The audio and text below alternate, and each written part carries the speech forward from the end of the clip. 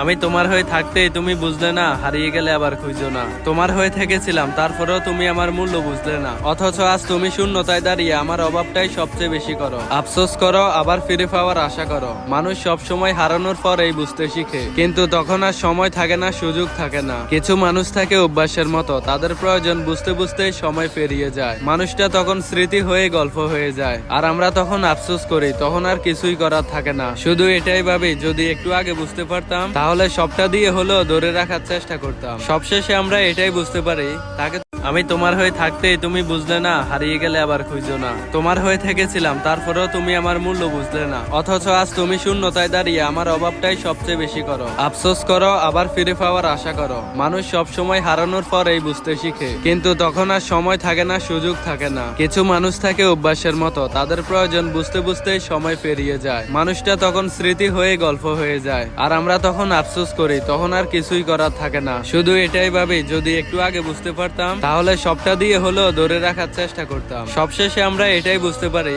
তাকে